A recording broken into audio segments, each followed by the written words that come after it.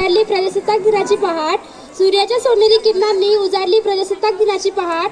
भारत मातेला वंदन करूनी करते मी माझ्या भाषणाला सुरुवात. सूर्याप्रमाणे तेज देणारे व्यासपीठ, चंद्राप्रमाणे शीतल छाया देणारे परीक्षक आणि चांदण्याप्रमाणे चमचमणाऱ्या माझ्या देशबांधवांनो, तुम्हा सर्वांना माझा नमस्कार.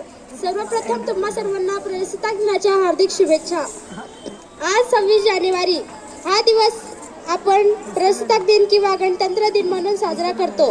हा दिवस प्रत्येक भारतीयांसाठी आनंदाचा, उत्साहाचा, सन्मानाचा व अभिमानाचा आहे.